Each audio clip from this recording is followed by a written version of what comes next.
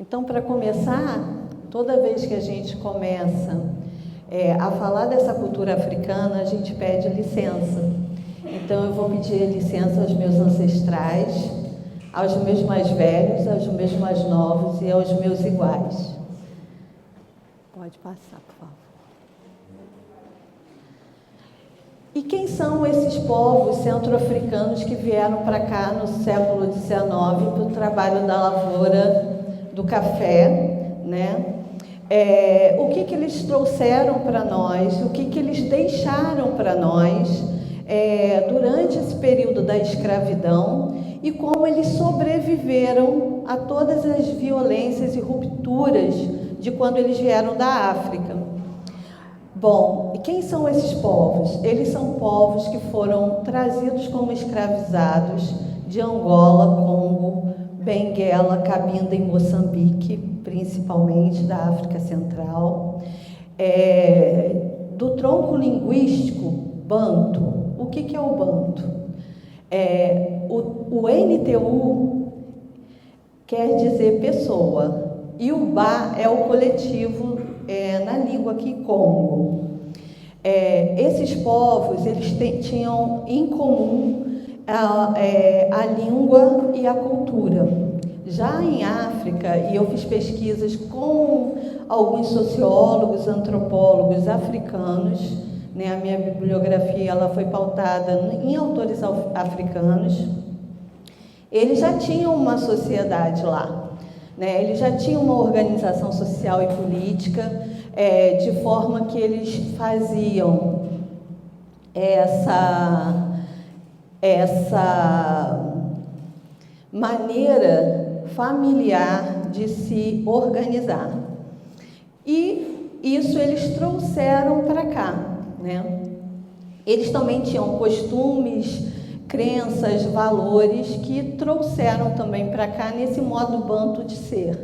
E nós herdamos desses povos africanos a identidade que a gente traz até hoje.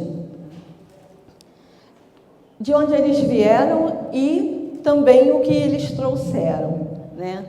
Eles trouxeram alguns valores civilizatórios, como a corporeidade, a circularidade, o axé, né, que é essa energia vital, a religiosidade, que é acreditar que tem um mundo invisível e um mundo visível, que não tem fim, né, para eles. A vida e essa cosmovisão do universo, ela tem começo, meio e recomeço. Então, esse modo de ser e esse pensamento circular, ele ainda está muito vivo nessa cultura e nessa riqueza do patrimônio cultural que vive aqui em Barra do Piraí. Pode trocar. Pode. Essa é a comunidade de Barra do Piraí. Você vê que, além da dança, do canto e de outros patrimônios culturais e materiais, eles trouxeram muitas técnicas que a gente utilizou para construir essa grandeza econômica que existe aqui no Vale, além da mão de obra escravizada, né? Que foi cerca de 80% da população nossa aqui da região, que eram de centro-africanos, e apenas 20% de indígenas e brancos. No século XIX, nós éramos uma África, né? Então, a gente tem muito desse povo aqui ainda, né? E hoje tem cerca de 56% a 60% ainda do povo negro aqui na nossa região. Então, eles lá em África, eles já tinham essa tecnologia da metalurgia e das técnicas agrícolas. Eles foram escolhidos porque eles tinham essa tecnologia para trazerem como escravizados. Os portugueses escolhiam esses povos para que eles pudessem produzir nas terras brasileiras. Eles também tinham as técnicas construtivas, né, que é a taipa, o pau a pique, essa técnica do barro com restos de folhas, restos do capim, e também toda essa riqueza que a gente viu hoje aqui, desses prédios da ferrovia, foram feitas por essa mão de obra escravizada, né, desses centro-africanos. Então, a gente vê construções aí de 200, 300 anos que ainda estão de pé, né? E essa sabedoria, esse saber fazer, eram também desses africanos, né? Que a gente vê pisos de pé de moleque que até hoje se encontram nas cidades históricas, né? Como as calçadas que a Vera falou. Então, tudo isso, eles trouxeram esses saberes e fazeres. Outras técnicas, como na medicina, né? Medicina popular, que eles tinham as ervas, que faziam banhos, que faziam chás e outros remédios, né? Para que curasse. Então, isso depois foi se perdendo por causa da medicina mesmo, né? Da medicina oficial, vamos dizer assim. Ainda existem algumas pessoas, rezadeiras, benzedeiras e herveiras, que usam essas técnicas e que também a gente utiliza às vezes, né? Um chazinho, um banho, tal, um escaldapé. Isso também é a nossa cultura imaterial. A mineração, a navegação, a arquitetura, a gastronomia. Então, o patrimônio intangível, ele é muito rico, né? Só que ele também é muito invisibilizado, né? A gente não pensa o patrimônio como a tradição, essa memória afetiva da gastronomia, ou esse banho de ervas. A gente não pensa ele. Quando você pensa em patrimônio cultural, você pensa no arquitetônico, né? No histórico, mas nunca vem, não, isso é patrimônio cultural, né? O intangível. E o natural, né? O patrimônio natural também é muito importante e a gente pouco pensa nele. Pode passar. E aí eu vou falar um pouquinho do Jongo Caxambu, que é o tema da minha dissertação, né? O Jongo Caxambu, ele foi trazido por esses centro-africanos, ele não é afro-brasileiro, ele é africano e foi trazido de Angola, Congo, Moçambique principalmente, que tinham essas celebrações. E o Caxambu, porque tem esse nome, é porque o tambor maior que dita o ritmo dessa dança, dessa celebração, dessa manifestação cultural, ele chama Caxambu, o tambor.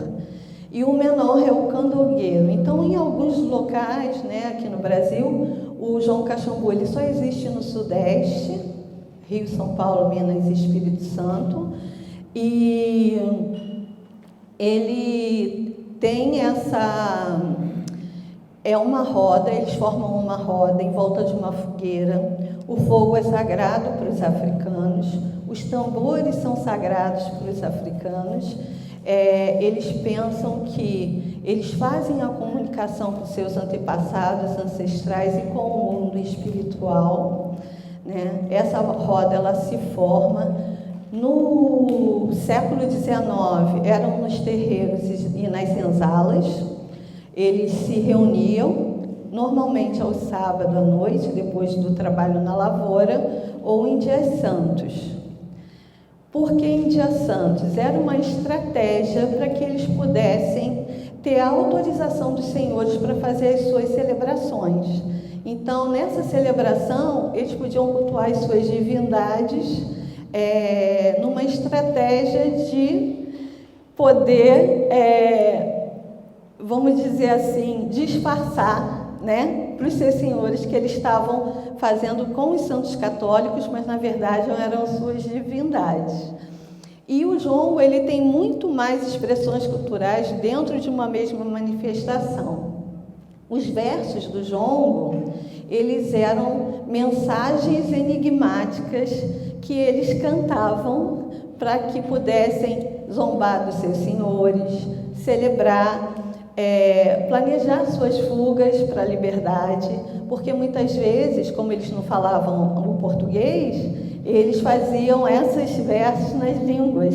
Então, nas línguas deles, né, que eram mais de 400 dialetos, esse grupo, esse tronco linguístico banto, mas algumas expressões tinham uma matriz em comum e a cultura também ela tinha uma matriz comum. Então, eles conseguiram sobreviver aqui devido às rupturas, né, familiares, seus laços afetivos, né, tiraram sua identidade, trocaram os seus nomes por nomes portugueses, ou então nome de nação, né, porque, por exemplo, se ele era embarcado no Congo, como Manuel Congo, que é um dos nossos líderes, né, da insurreição de 1838 em Partido Alferes, ele veio do Congo, mas tinham outros, Epifânio Moçambique, então eles davam esse nome e o sobrenome do porto onde eles eram embarcados em África. E quando era crioulo, né, ou crioula, Mariana Crioula, por exemplo, era aquele que já era nascido aqui, né, o pai foi embarcado e ela nasceu aqui no Brasil, então era dado o sobrenome de crioulo.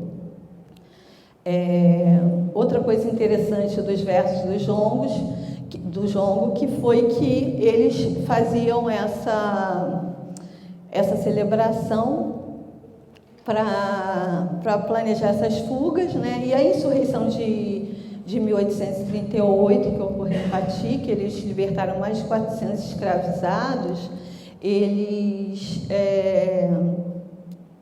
também fizeram esse planejamento, e houve outra que não eclodiu, que foi em 1848, que como eles manuseavam as ervas, elas podiam ser remédios ou podiam ser venenos, né?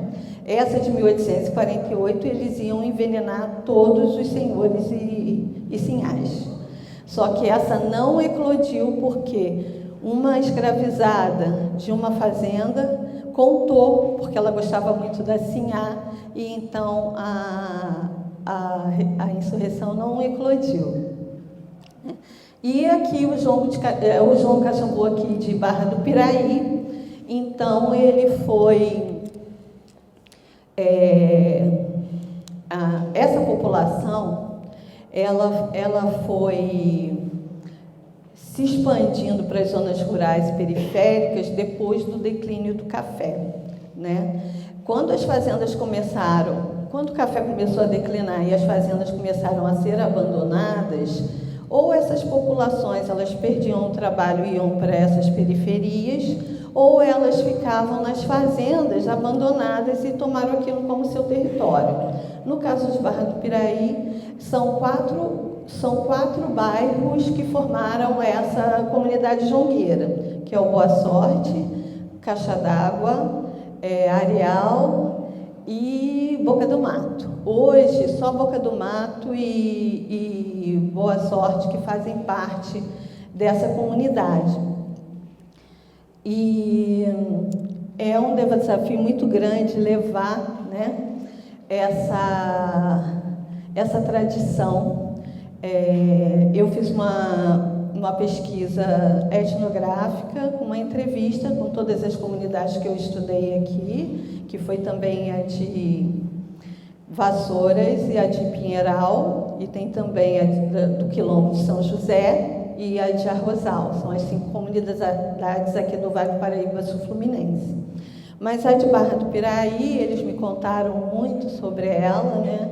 Que durante muito tempo as mulheres matriarcas, elas que faziam o jongo, que faziam essas celebrações nas suas casas, né? As tias, né? Que acolhem, e eles têm esse senso coletivo também, que vem desde a África, de viver em comunidade, de educar uma criança. Toda a comunidade educa uma criança. Então, ele tem os seus preceitos e fundamentos, o respeito, a ancestralidade, Mestre Cosme Aurélio é o líder dessa comunidade aqui, e ele me diz que o tambor é a voz do negro, né? Sem o tambor não existiria o jongo caxambu, que são os preceitos e valores onde ele cresceu, e que toda a comunidade jongueira também eles fazem esse movimento de transmitir para que essa tradição não se acabe. Ele me disse também que o maior problema deles poderem fazer esse movimento é que eles não têm um território próprio para fazer as celebrações.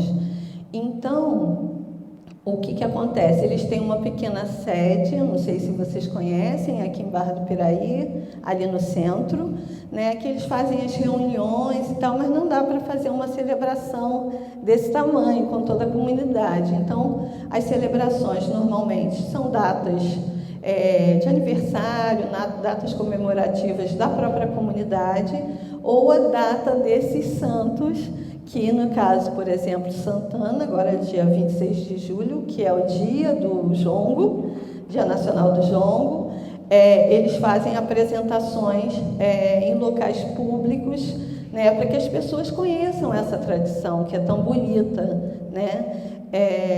Eles sofrem também um pouco de intolerância, porque acha-se que o jongo ele é ligado à religião. Não, ele tem uma espiritualidade, mas ele não é ligado a nenhuma religião de matriz africana. Ele é ligado à espiritualidade africana, à religiosidade africana, que não é uma religião, e isso é uma singularidade numa cultura africana. E eles sofrem ainda muito preconceito, muita invisibilidade, e talvez quase ninguém aqui conhece o jongo caxambu, conheça, não sei. Alguém conhece? Conhece?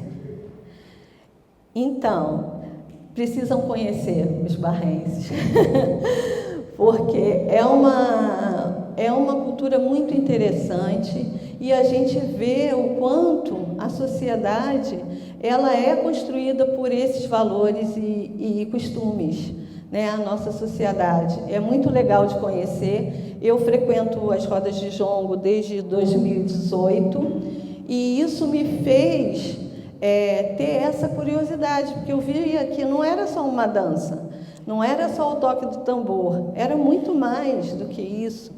Eram estratégias, eram coisas que eles pensavam para sobreviver a essa difícil fase da escravidão, de como eles poderiam novamente trazer esses laços familiares. Tanto é que a senzala, todos moravam juntos, né? Então, isso já acontecia em África. Depois, quando eles formavam os quilombos, também já acontecia em África a maneira de viver nos quilombos. E que isso, até hoje, a gente traz, porque as comunidades do povo preto, eles vivem assim, eles vivem em comunidade, em coletividade.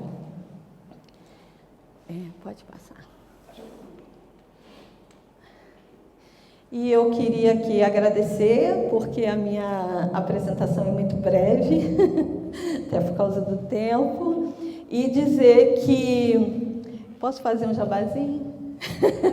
Dia 26 de julho a gente vai ter o encontro de jongueiros lá em Pinheiral, e não só o daqui, o daqui de Vassouras, de todo o Vale do Paraíba Sul-Fluminense, de todo o Vale do Paraíba Paulista e mais o Norte Fluminense.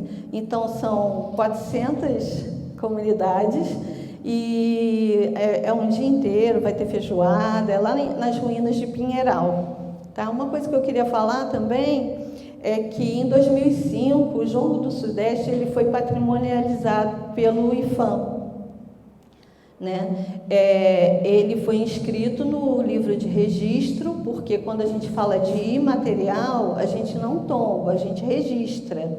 No livro de registro de formas de expressão, a gente tem um plano de salvaguarda né, que foi em 2011 que esse plano foi inscrito, e esse plano, ele tem sido, em certos aspectos, bons, assim, para a salvaguarda do jongo do Sudeste, que é assim que ele é registrado, mas ele também tem alguns aspectos negativos, porque em algumas comunidades que não são tradicionais, elas estão fazendo espetáculos como se fosse o jongo e levando esses recursos do plano de salvaguarda. Então, é preciso ficar atento nessas transformações que estão acontecendo nas comunidades jongueiras e se dar o devido valor àqueles que são os verdadeiros detentores dessa cultura, para o jongo não se acabar, como diz ali os versos do jongo de Mestre Chefinho, que ele diz: Saravá, jongueiro velho, que veio para ensinar, vou pedir proteção para jongueiro novo, para o jongo não se acabar. Machado eles usavam para cortar o ponto. Então, eu coloco ali os meus agradecimentos a todas as comunidades jongueiras aqui do Vale do Paraíba que me permitiram fazer essa pesquisa. E obrigada a vocês. Obrigada. Querem perguntar? Eu nem preciso. Fala.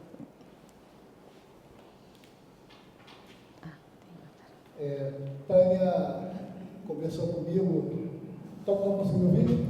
A Tânia Caldas conversou comigo, né? Fizemos uma amizade por conta do trabalho da Ana Toren. Isso, Caminhos de... Fala um pouquinho do trabalho dela. Vou falar um pouquinho. Eu trabalho no Instituto Opava, que é uma ONG de turismo regenerativo. A gente faz projetos sociais, ambientais, culturais. E nós fizemos um trabalho que se chama Caminhos de Vilaronga. Depois eu tenho alguns exemplares para quem quiser, não tenho muitos. Esse trabalho foi com a especialista no pintor decorador José Maria Vilaronga, que foi a Ana Toren. Ela pesquisou todas as obras desse pintor decorador no Vale do Paraíba do Sul, Fluminense, em parte de Minas e no Vale do Paraíba Paulista, casarões, igrejas, fazendas. E esse catálogo, ele traz toda a vida e toda a obra do Caminhos de Vilaronga, que ele morou em Vassouras, né? E ela é também pintora decoradora. E o que aconteceu? Nós fizemos um roteiro cultural, dentro dele tem um mapinha, mapeando todos os lugares que tem as obras dele para as pessoas visitarem. Nem todos os lugares tinham visitação, mas a partir desse catálogo, o que aconteceu? Nós descobrimos outras obras do pintor, né? Porque as pessoas nos procuravam dizendo: olha, a minha fazenda ela tem uma pintura, mas eu não sei se é o do Vilaronga. E a Ana se dispôs a contribuir, né? Vendo se era ou não. Então nós descobrimos outras obras do Vilaronga e descobrimos também outros pintores do século XIX nessas fazendas e igrejas. Né? E outra coisa também foi, por exemplo, na sala do Barão do Itambé, que era fechada para visitação, a gente não conseguia, e lá ele tem uma sala de jantar inteira pintada, e hoje é aberta para visitação. Então, assim, se tornou mais um equipamento turístico para que as pessoas conheçam essa cultura do Vale, que é tão rica, né? Não só que também a gente tem que valorizar. Então, muitas pessoas nem conheciam o Vilaronga e tal, e hoje a gente já tem o feedback dessas pessoas. A gente tem artesãos fazendo nesses lugares bijuterias e souvenirs com as pinturas do Vilaronga. Então, isso faz essa cultura circular, né? Faz a economia também circular e despertar as pessoas para essa cultura que é tão rica aqui em São Paulo também, né? No caso do Vilaronga. Depois eu trouxe ali, E posso dar alguns catálogos. A gente tem no site também para baixar, quem quiser, se não tiver o número de pessoas, o PDF, que é o institutoopaba.org, tá? E temos outras publicações sobre a Amazônia, sobre as favelas do Rio, que a gente também tem um projeto lá. Então, é muito interessante, tá bom? Eu, José Maria Vilaronga, que percorreu o Vale do Paraíba Paulista e também esteve, como ela disse, residindo em Vassouras, né? E foi um trabalho interessante que aí, por conta desse trabalho da Ana Toren, eu vim conhecer a Tânia, fizemos amizade, e depois conhecer a Ana Toren, né? Fizemos amizade também, e infelizmente ela não pôde aceitar o convite de estar aqui, por conta de compromissos já marcados, né? Mas fica para uma outra oportunidade ela nos presentear com uma apresentação sobre esse trabalho dela. Tânia, muito obrigado. Obrigada a você. Por favor. Obrigada.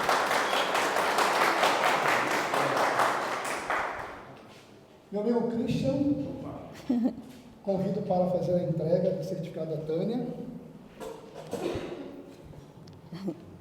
Só pedir se você aqui. Obrigada.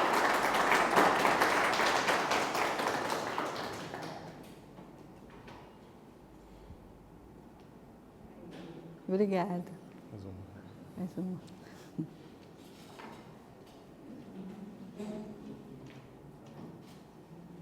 Obrigada. Muito bom. Obrigada, Clarindo.